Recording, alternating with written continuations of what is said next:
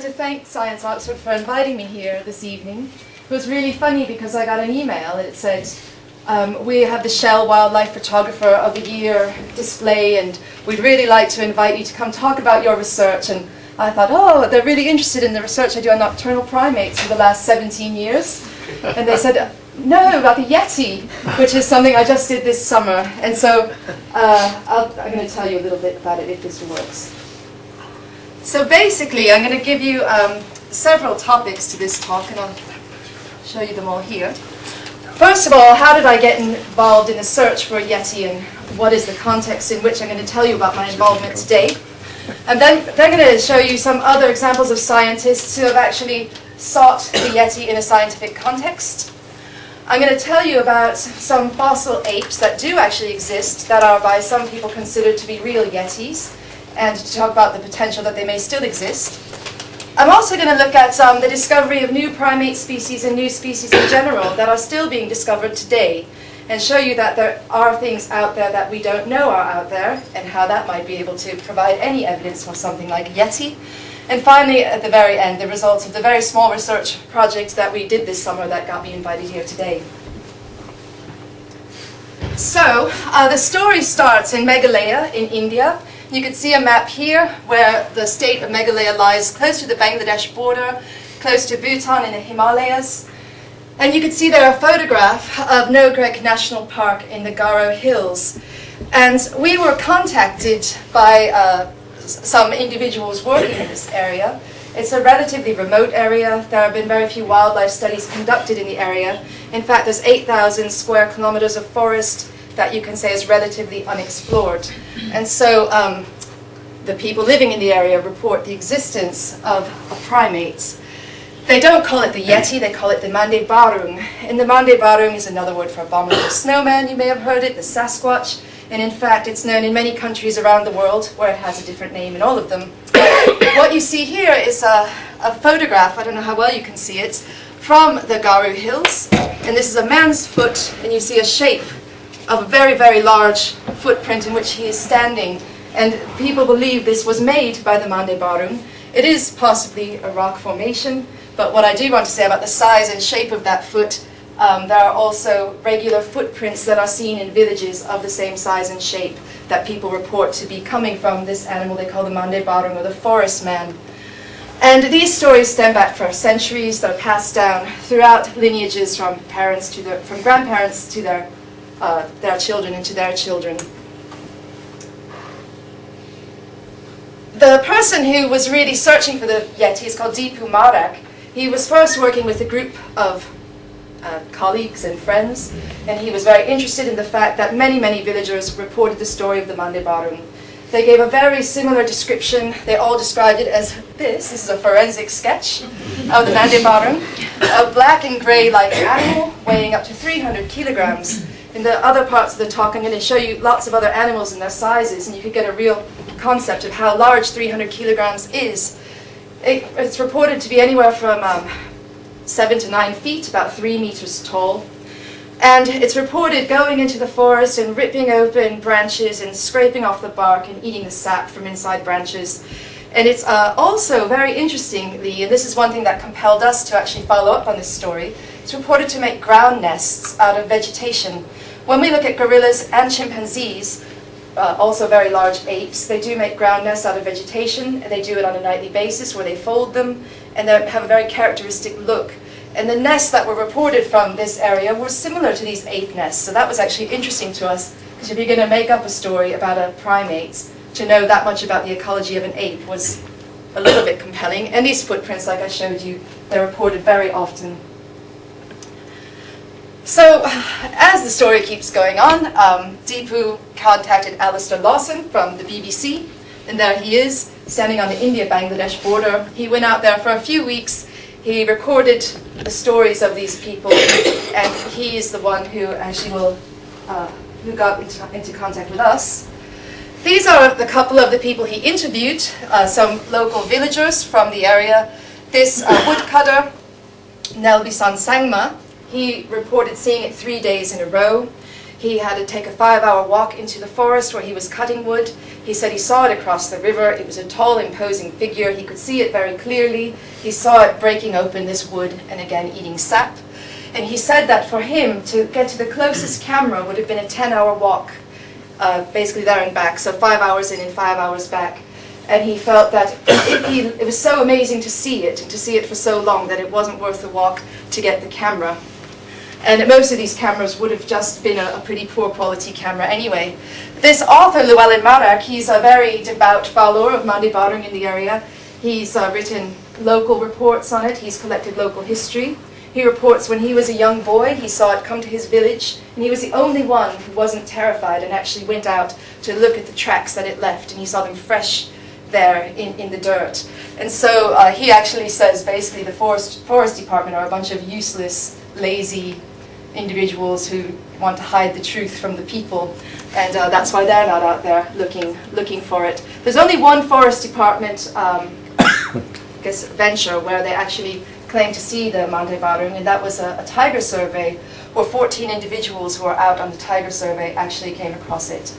And so what happened is, purportedly, this Yeti was seen by this character here, and they went to the area where he'd seen it, where it had been breaking apart the wood, and they found hair samples that it had left on a rock near the wood that it was breaking, and they collected the hair samples. They were given to the Department of Wildlife, who thought it was a joke and were a bit embarrassed to analyze it, and these hair samples were actually a few years old. So eventually, when Alistair, the BBC reporter, went to investigate it, 2 individual pieces of hair were given to him. So he brought them back to the UK. I just wanted, before I get into exactly the next part of this, with these hair samples, I like this quote. It comes from a slightly different part of the purported Yeti's range, and it's a quote by Pollyanna Pickering from Derbyshire. What struck me most was, it wasn't like they were trying to convince me the Yeti existed. They were surprised some people think it doesn't. It's no big deal to them. It's another indigenous wild animal. And this was her forensic sketch of the same animal, reported by the people in the area, who all said, oh yeah, well, we see it all the time. And so I think the little take-home message for this is just to give you, I guess, the devil's advocate, if the Yeti does exist, is there's a lot of British animals you know exist. Let's just take something very small, like a dormouse. You all know dormice probably occur in England, but hands up who's seen a wild dormouse? Very small proportion of you. So, but we all believe dormice exist. So these guys believe their Yeti exists. But they're really special. You should see a dormouse. Really beautiful. All right. So this character now, he's called Ian Redmond. He's a colleague of mine for quite a long time back, and he works on conservation of great apes. And he was contacted by the Natural History Museum in London, and they basically said, some other person has brought in Yeti hair, and they want us to analyze it. We've had enough of it. Will you take it because you're interested in apes? And being interested in great apes and knowing a little bit about the historical distribution of apes in Asia, Ian said, well, I'm interested, and if this ape does exist, if it is a primate, it might be really endangered, and we should really actually try to look properly and see what those hairs are. So he contacted me. And why did he contact me? It's a completely strange connection, perhaps, even though I do study primates. I work at Oxford Brookes University, and we have a nocturnal primate research group. And for me, about the last 17 years, and for my colleague for the last 40 years, we've been looking at nocturnal primates in Africa, in Asia, in Madagascar, and now we have students as well in South America. What's important about nocturnal primates is they're cryptic, and they're cryptic in a couple of ways. And this is going to tell you about why I was given hair samples to identify. The first aspect of crypsis is they're just difficult to see, just like our dormice. We go to the field, I work in Asia, my colleague works in Africa, and we say, well, have you ever seen this animal? Well, I know it's there, but I've never seen it. And occasionally you have people say, well, yes, there's this kind and this kind, whereas science only reports one, they'll tell you there are 2. When you go out into the field, you often do find there are 2, but because they're brown and boring and out at night, people have only identified them as one species. So we're looking at animals that are nocturnal, that are small, that are difficult to detect, that can all be very similar colors because they're not using vision to detect each other as species. So we use other means to try to determine if they're species. So you can't find them, and they also are difficult to detect as a species. So these are some of the methods we use.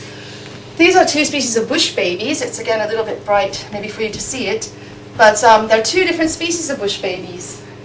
This one is Galago senegalensis, and this one's Galago maholi. This one's found in South Africa.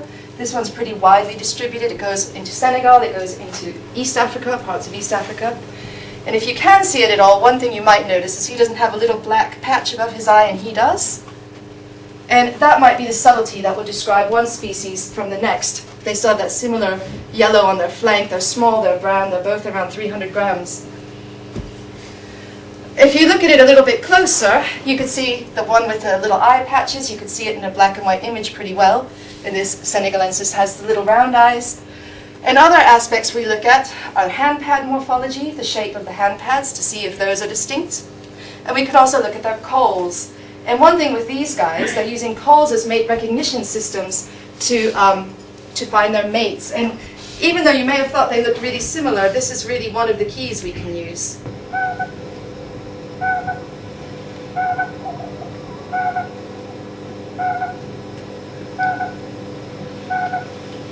Slightly louder version of that same call. And now the other species that was thought to be the same species for a long time, this is its call it uses to attract mates.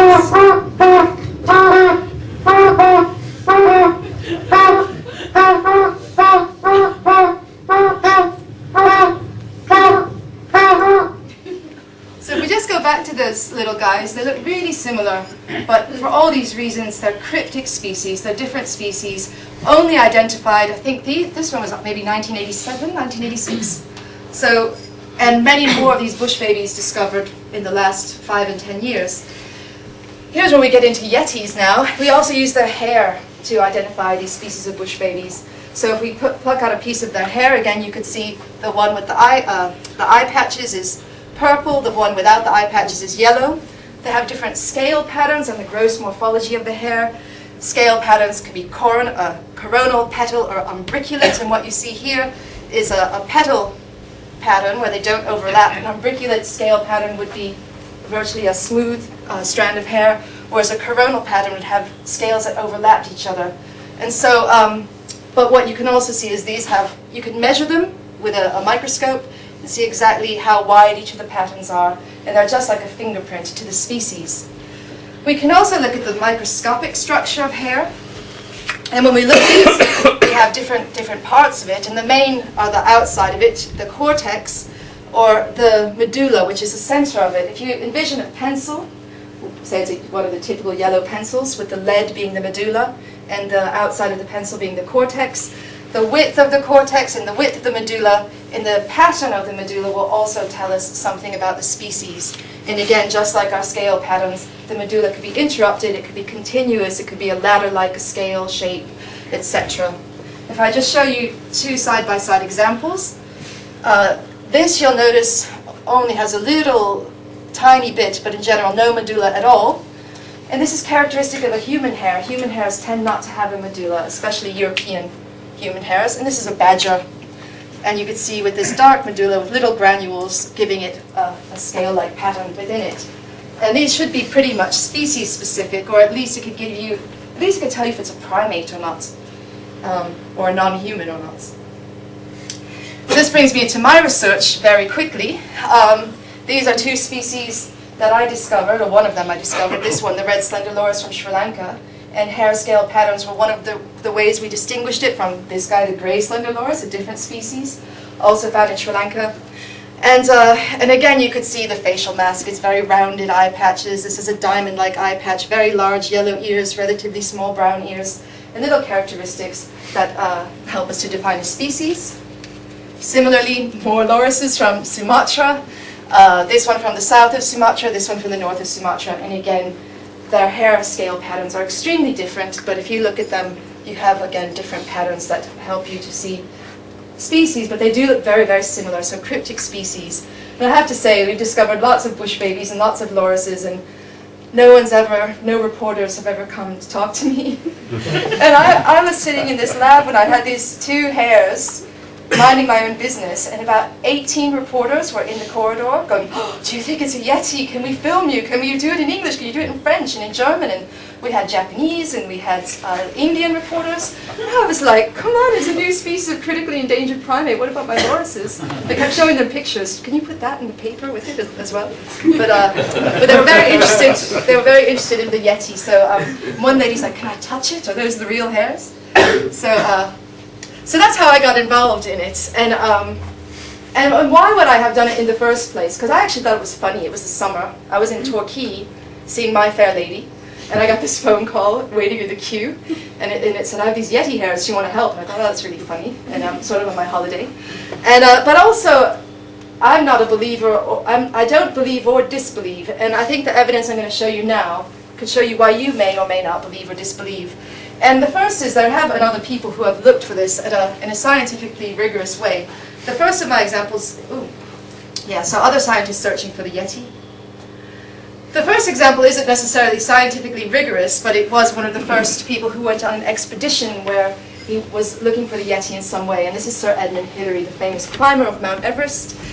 And in 1960, in one of his subsequent trips to Mount Everest, or to the Himalayas, I should say, he noticed that footprints left in the snow by humans, when they melted over a period of time, they got very long and very large.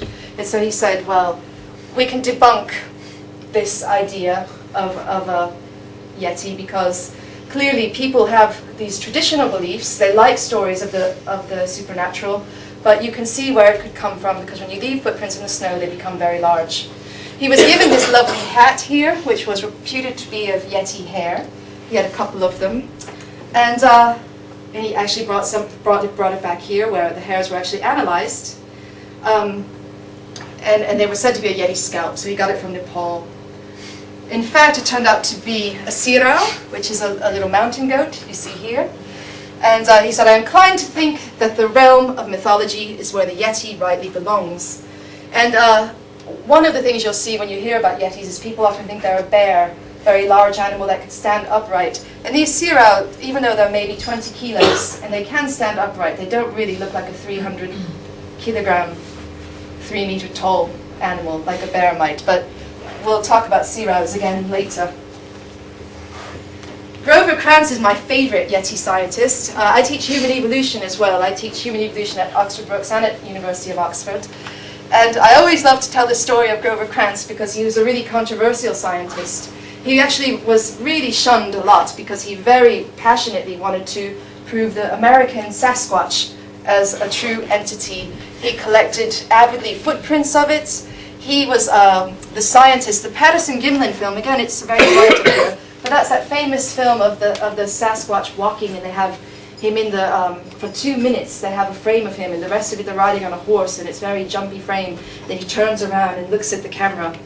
And people have said, is it filmed in 16 millimeters, in 20 millimeters, in 24 millimeters? If it's filmed at different speeds and we walk that speed, can we cover the distance that an animal that tall would have covered in that length of time? And Grover Krantz analyzed it and was convinced that a human couldn't walk the distance covered by the creature in the film in that length of time, which has been a big evidence for the Sasquatch. He also is very famous. I'm going to mention Homo erectus again later. And Homo erectus is a hominin that lived from about 1.8 to about roughly 500 to 300,000 years ago, depending on which theory of human evolution you accept. And it had a brow ridge. And humans, modern humans, lack a brow ridge. And Grover Krantz famously made himself a prosthetic brow ridge to try to look at the function of it. And he believed it had a sexually selective function, and he wanted to see if women found him more attractive when he wore his prosthetic brow ridge. And I think they didn't. So then he had the sun visor idea, because it did block the sun very well. So he died in 2002, and he was a real colourful character in this whole story. And those are a number of his books, if you're interested. Possibly a more credible scientist, who's widely accepted as a credible scientist, is Russ Shahan. And these are two of the films he's been in, Sasquatch, Legend Meets Science, and Giganto, The Real King Kong. And his claim to fame is really that he discovered many remnants of, or fossils of, a very large ape that lived in the past that I'm going to tell you a lot more about in detail in a minute, called Gigantopithecus. And he actually found that Gigantopithecus lived side by side with Homo erectus, and that's going to generate some other theories about whether Bigfoot exists or not. Like this study that was done in 2001, down the road, University of Oxford, and the geneticist Brian Sykes was given some Yeti hairs, and he wrote this, so he has this quote: "We found some DNA in it, but we don't know what it is. It's not a human, not a bear, nor anything else we have so far been able to identify. It's a mystery, and I never thought this would end in a mystery. We have never encountered DNA that we couldn't recognize before." And so we read quotes like this and thought, "Oh, that's really exciting. Will we be able to recognize our Yeti hairs?" And similarly, an even more exciting study was published in 2004, in the April 1st edition of Molecular Phylogenetics and Evolution. And you could get it free online as a PDF. Molecular phylogenetic analyses indicate extensive morphological convergence between the Yeti and primates. If you know anything about taxonomy, one thing we're looking for is to avoid convergence wherever possible, because it's not parsimonious. We want to try to relate things to each other. But what they found, the hair that they had from this very primate-like looking animal that's reported to walk upright and look like a monkey, it just looked so remarkably like a horse. They said, well, if it's really a Yeti, then there's remarkable morphological convergence between the Yeti and the horse. They actually were scuppered in their view, which they themselves admit in their paper, by Tintin. And if you've ever read Tintin in Tibet, Captain Haddock, when he meets the Yeti, he says, "You odd-toed ungulates." And so they say 40 years before their discovery, the Captain Haddock had it right when he was able to identify that the Yeti was in fact a horse. So as you can see, there are those scientists who seem to have some evidence for the Yeti, those who passionately believed it, those who tried to put it into a scientific framework, and who didn't take it seriously. And I suppose you can put it in the realm of zoology versus cryptozoology. And even if it's a cryptozoological subject, you can still try to study it from a scientific framework and see if there's any reality in it. And so I now want to tell you a little bit about the fossil Yeti, and I'll let you look at some primates that are living today and see if the Yeti can exist, or if it ever did exist. Another lovely quote: "The Yeti is a relict species of early man, driven long ago into dense forests by the surge of Homo sapiens that presumably eliminated more primitive hominids. Its strange bestial foot would seem to place it closer to a sub-hominid, such as Gigantopithecus or even to apes." And many people now look at this Gigantopithecus, Giganto for short, as the potential Yeti. If I go through the living apes first, some of you may have seen Susan Chain's talk last week, where she probably talked about gibbons and orangutans in Borneo. And gibbons are the smaller apes. There are 4 genera of gibbons, and as you can see, they range from 5 to 15 kilograms. And I wanted to put in some of the pictures of hanging from their very long arms, or if they occasionally go to the ground, walking on their very long legs, because even though they weigh very little, they can be very tall. And we do get the Hulak gibbon potentially, even though it's at the moment not reported in this area, potentially could be in that area. So that's one of the animals we actually tested to compare our Yeti hair to. If we look at the great apes, not great because they're wonderful, but just because they're huge, we do actually get a size range more approaching as 300 kilograms. But again, if you look, the smallest chimps are around 30 kilos. The largest gorilla is 185 kilos. If you had a really obese one in a zoo, it may get to 200. And when they're standing on 2 legs, anywhere from about 1 meter to 1.8, 2 meters tall. So again, these living great apes, the gorilla, chimpanzees and bonobos and orangutans, they're still not really in the size of this Yeti-like creature. And orangutans, remember them, because we'll come back to them as well. But if we look back in time, and in particularly if we look at this time period, so we're in the Cenozoic, 65 million years ago to today, starting with the extinction of the dinosaurs, the Cretaceous-Tertiary boundary, we get rid of dinosaurs, we start to get mammals of modern aspect. If we go to the Miocene, 23.8 to about 5 million years ago, we see the age of the apes. And what we see is an incredible adaptive radiation of apes that occurred during this period. These are some of them. This is an early ape that's from the early period of the Miocene called proconsul.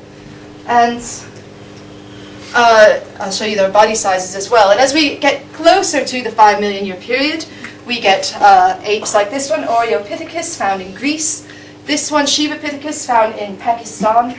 And they're very large, 40 to 90 kilos, 70 to 50 kilos, 30 kilograms. In fact, we have about 35 to 40 genera of apes. We have that today with monkeys. Monkeys weren't very successful in this time period. It was the apes that were successful. And what we see is 40 genera and even many more species. So apes, very diverse. The age of the apes, we're now in the age of the monkeys. And those 4 great apes, orangutan, bonobo, chimpanzee, and gorilla, are sort of apes on the way out, apes at the end of their period of great diversity. The ape we want to look at isn't one of these guys, however, although Shivapithecus here, which actually looks a little bit like an orangutan, suggested to be a potential ancestor of orangutan, is also suggested to be closely related to our friend here, Gigantopithecus. To tell you a little bit about Gigantopithecus, I have to tell you about Ralph von Koningswald. He was a German, he was a paleontologist, he trained in Berlin, he went to Indonesia, he was very interested in human evolution. He was working in the early 20th century. Eugène Dubois had already discovered Pithecanthropus erectus in Indonesia. There was a real acceptance of human evolution. People were testing Darwin's ideas. It was a very exciting period looking for missing links. And he actually contributed incredibly well to our fossil record of Homo erectus in the Far East. He found Homo erectus skeleton or skulls at Mojokerto and Senggaran, 2 sites in Indonesia. Here he is working with his skulls. He was in close contact with another scientist working in China called Franz Weidenreich. And he went over to meet him, and they were going to compare casts of their materials, of their Indonesian materials, with the Chinese materials. At this time, Homo erectus wasn't a single species. They all had ideas, different genus names for these specimens. And he went into a Chinese apothecary shop, and he was able to look at all the very exciting Chinese traditional medicines, where we still see the funnel of our wildlife going today. Because animal parts are very important in Chinese traditional medicines. And he was looking at dragon's teeth. And it turned out to be a hominin, or a hominid, I should say, a type of ape. And he called it Gigantopithecus. And he called it Gigantopithecus blacki after another paleontologist who'd worked in China and discovered some similar types of fossils about 20 years earlier. In 1955, a shipment of these dragon bones was confiscated. It yielded another handful of teeth and a couple of complete mandibles, the jawbone of Gigantopithecus, and it placed it in these different provinces in China. However, because it was in a shipment, we don't know their exact provenance. We don't know exactly where they were found, and this gives us a bit of difficulty when we're dating them.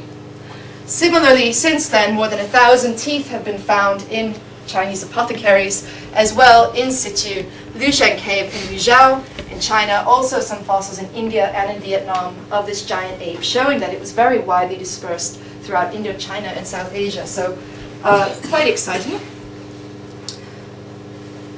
Let's see. This is what it may have looked like. Whenever you see fossil reconstructions, the pretty white part tends to be the reconstructed part, and the brown part tends to be what we actually see. And so that's the mandible, the lower jaw. That's a partial mandible. And from this rest was reconstructed by our friend Grover Krantz. It was predicted basically on the mandible alone. We have no associated postcrania for Gigantopithecus. Postcrania are the bones below the head, essentially. That it was 3 meters tall, 250 to 540 kilograms. That may sound like a massive weight difference, but the lower end is females and the higher end is males. And also we have 2 species. Gigantopithecus giganteus is actually about 100 kilos smaller than Gigantopithecus blacki.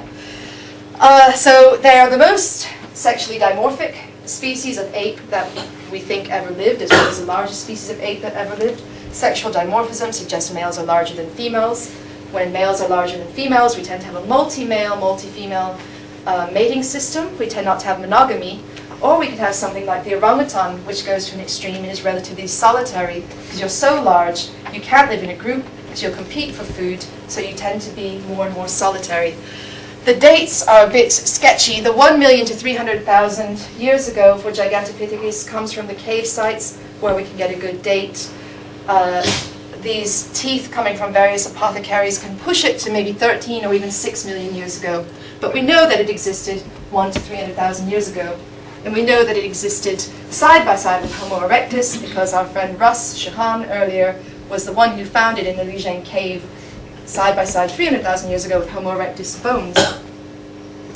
If we look at its gigantic teeth, there's a very large tooth. I wish I had a scale, but the only scale I could give you, you can remember a 185 kilogram gorilla.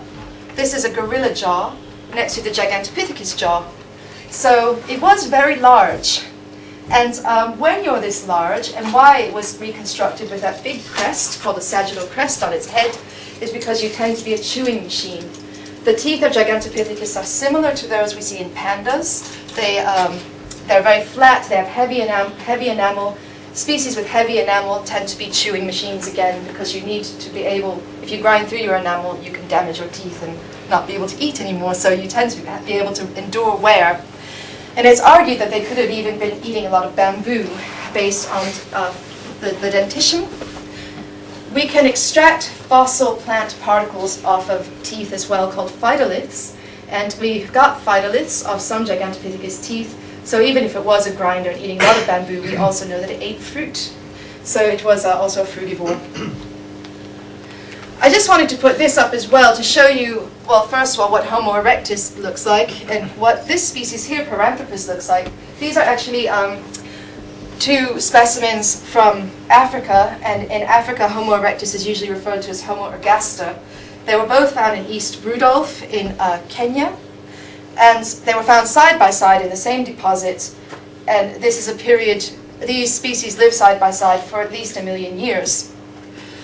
This guy here is very Gigantopithecus-like, incredible jaw, incredible chewing power, with a sagittal crest, the crest on the top of its head, very large cheekbones, all to withstand chewing forces. We do have associated postcrania for this one, and that very large masticatory apparatus, the chewing facilities, it still is relatively small. So based on the Paranthropus idea, some people say, well, Gigantopithecus may have been very big, but not that huge. Because if we look at one where we have postcrania, we know it's not so huge as it looks.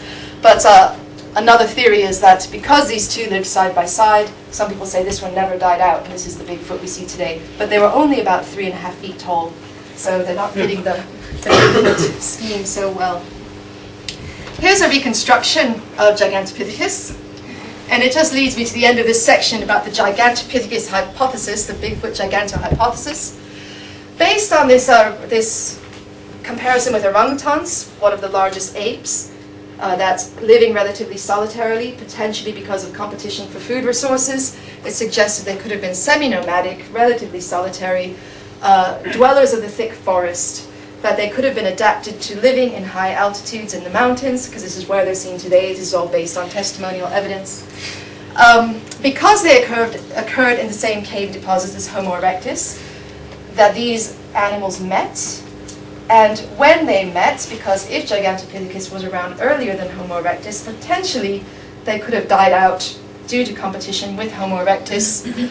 Homo erectus could have killed them, or they could have had competition for bamboo. If you know anything about the Far Eastern fossil record with Homo erectus, you may know that Homo erectus is distinguished from earlier hominins by its use of Acheulean hand axes, the really sophisticated tools that go a step up from the tools used by the preceding hominids, Homo habilis. And they're missing from the Far East. Since modern people in the Far East use bamboo a lot in tools, some people hypothesize that Homo erectus in the Far East also used bamboo as tools. And therefore they suggest maybe if Gigantopithecus was an incredible bamboo eater, this competition for tools and food could have driven them out or further into the mountains, where they became nomadic, and etc. This then meant they were so afraid of Homo erectus, early on in their evolution they developed a fear of humans, and this fear of humans was deep set and lasted through 1 million years essentially of evolution, and this is why they still evade humans today, and this is why we don't see them. So this Bigfoot gigantor hypothesis, and you can see it on about 8,000 sites on the internet. I'm really excited. My picture's all over the internet now. All right. New primate species in the Yeti. Do we still find new primate species today? Well, yes, we do. These are little tiny guys. These are mouse lemurs from Madagascar. And you can see they're only 50 to 75 grams. And these are these kind of cryptic species that they may have all been lumped in together with other species. They still are rarely seen. They're out at night and they're small, but new species of primates. You would think we'd at least know about all the primates or all the mammals. Still in Madagascar, because it's such an interesting place for finding new species, two larger ones. And what I want to tell you about these guys is, oh, there it is. So they're still small, but they're larger than 50 grams. Another kind of cryptic species named after John Cleese, the Monty Python comedian, because he really loves lemurs. And I don't think he gave them a donation, but he did get his name. And he said it was better than an OBE.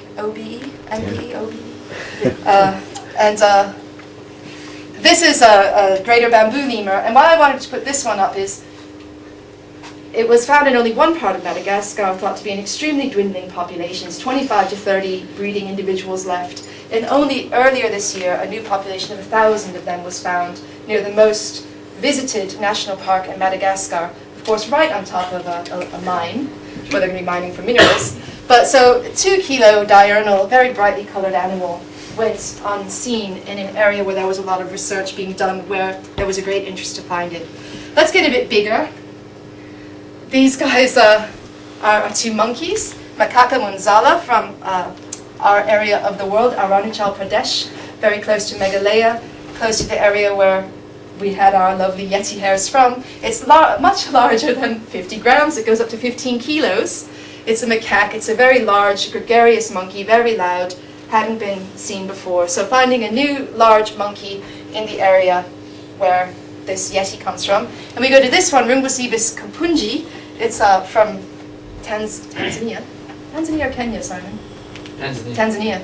Okay, and that's right. In Tanzania was found not only a new species, a new genus, and again about 16 kilos, really unique primate, completely bizarre, and a relatively small population isolated was found, and it's already called critically endangered by the IUCN. And these guys, again, relatively rare, endangered. And so this means their population numbers are relatively low, which is partially one of the reasons they went undetected. Let's get a little bit bigger, get away from primates. But here we have animals that we know that they existed. Bornean clouded leopard, again, we're looking at this cryptic species concept. It was recognized there were leopards in Borneo. Still rarely seen, and rarely seen well enough to be documented that their appearance is extremely different from leopards in mainland Asia, so they've got named a different species. Again, about 25 kilos. And then we have our huge Bornean rhinoceros. And although people knew it was there, the point I just wanted to bring up with this was a film in 2006 that was caught on a camera trap. And camera traps are something that would be really useful to look for something like a Yeti. A huge animal, up to a ton in weight, possibly only 25 were thought to remain in Borneo. And finally one was caught on camera trap and very rarely seen. So a huge animal like a rhino that everybody's familiar with, something that's very rarely seen. So if you have a low population density, even if you know that they're there and you're going out and looking for them, it may take you years and years just to get a picture like this. All right, so let's go back to our friends the orangutans. These are apes that are found in Asia. They're found in the range where we might be looking for our Yeti. And here you can see the historic range in the kind of blurry map on the top, but you can see that it's represented here: Myanmar, Laos, Thailand, Cambodia, Vietnam, Malaysia, possibly extended throughout that area, and you can see fossils going up into China. And orangutans were existing in Southeast Asia for at least 2 million years. We have fossils that are like orangutans going back 13 million years, and the fossils of real proper modern orangutans really are about 2 million years ago. And even subfossils, those are bones that are just a couple of hundred to a few thousand years old, are still being found in caves in Thailand, in Malaysia. So we know that orangutans once existed in that area. Maybe this is the Mandibarung as well. Maybe the orangutan can be a candidate. The Mandibarung is, or the Yeti, is often being described as being orange colored. We have the black and white guy from Meghalaya, but it's very often described as being orange. And one thing that's interesting about the orangutan is it is relatively solitary, but this picture is taken at a rescue center. Once you get orangutans in a zoo or in a rescue center, they become extremely gregarious. They'll play with each other, they have really lovely social relationships, and it's suggested that we can have this problem of resources making orangutans more solitary because they're so large, it's very difficult for them to have a large group size where they can share resources, or due to centuries or thousands of years of hunting, they again got this fear of humans. They're very bright orange, they're huge, they're loudly vocal, they reduce their group sizes to evade hunters. So if we see that in a living ape, we can possibly see that in something like a Yeti as well. All right, last but not least, the results of the research that we did on the Mandibarung. So this is from the Oxford Natural History Museum. This is my colleague Malgosia Novak-Kemp. She was a really good sport. When they arrived in Oxford, these little hares, we kept sending a student and an Ian Redmond's son down to the museum. We first checked, we checked various hares, and we kept saying, can you please send back other ones, because that one didn't work, and it didn't match. So we started with this little horse, who everyone may have stroked down at the Natural History Museum, because the hairs that we had were very, very stiff, and we were trying to think of animals that had very stiff hair, and we were also trying to think of animals that would occur in Meghalaya that could be in the range of our reported Yeti. So we did check Arunachal Pradesh macaque. We checked the hula gibbon. We did try an orangutan. We tried a human, and none of them matched. So in terms of the hair structure and the cuticle structure. We then tried my favorite. I was sure it was going to be a wild boar, but it wasn't. And we were like, oh, it's not a wild boar. That's really exciting. The favorite, the Asiatic black bear, and my dog, who's down in the front row. We tried him. And I was really hoping it would be like him, because then I thought he could be on telly, but they didn't want him either. And we tried several other animals that were of an appropriate body size that were found in the range, and none of them matched. So my colleague was quoted as saying, we have something potentially very exciting. We sent it off to New York, and we sent it off to Germany for DNA analysis. Before we did that, we took lots of photographs. Here you could see the center, the shaft of the hair. Here you could see the end of the hair. And as you can see, it had split ends. And we were really excited. We thought we could go like to Head and Shoulders or something and get a lot of research funding. If it was a Yeti, we could show it had split ends, or Pantene conditioner. And you could see the hairs were 33.5 millimeters long and 44 millimeters long. We measured them. We measured all aspects of the shaft, etc. But there's one little animal we didn't check because it was little and it wasn't meant to occur in Meghalaya. And he was this guy, our favorite, our little goat. So before we had a sea row, now we have its close relative, the goral. And when we sent it off to our colleague Todd Dissetel in New York, he said, oh, well, it's a caprid, and it's this genus here, Nemoridis, which is a goral. But what was quite exciting is that it's never been found in that area. So it was a new record for gorals, which are relatively rare animals. And if you look at the hair here, you can see that it's actually got a very similar structure to our Yeti. And had we actually looked at a goat, it would have been really exciting to have done it without the DNA analysis, but at least it was confirmed, and it possibly gives us geographic distribution information about a species that's little known.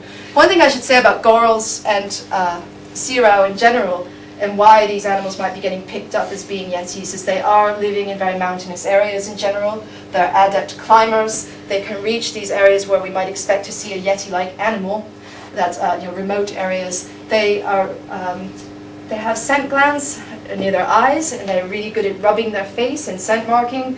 They also have a latrine behavior, and when they go to their latrines, they also can rub against rocks and leave hairs in their wake. Some of them are brown and black, or these colors that we might associate with Yetis. So if we do have a guy like our woodcutter earlier who said he saw the Yeti breaking up branches and eating sap and he went over, doesn't mean that a goral hadn't passed there before. He did actually see a Yeti, but he just picked up the goral's hair instead. So it doesn't still mean absence of presence doesn't mean presence of absence. As I was searching the internet, I found this on one of the websites. Sasquatch hair sample needed. Please advise if you have a sample. I was really excited to be able to send them mine, but obviously I can't because it's a goat. But at any rate, I hope that this really told you a little bit about at least a scientific process when you're given something strange and why you might go about doing it. And that doesn't mean that Yetis do exist or that they don't, but that there is fossil evidence for these creatures. And if they do exist, and they could, there's a lot of things out there that we don't know if they exist. What is very sad is that they probably will be endangered once they're described properly. So we wouldn't, if we do need to find these animals, we might need to go into these remote places with technology like camera traps. One thing that my colleague Ian Redmond is keen on doing is giving those local people in the village proper cameras that they could bring with them, or cameras on mobile phones that they could bring with them if they do see something to take a picture. Because it is a very poor village, so they don't have big SLR cameras available. So yeah, that's there we are. I just want to thank my colleagues. This is Ian Redmond again, my colleague John Wells, who helped us run the microscope, and all the people who contributed to this very fascinating research. But if you do have any questions, please let me know. And that's it.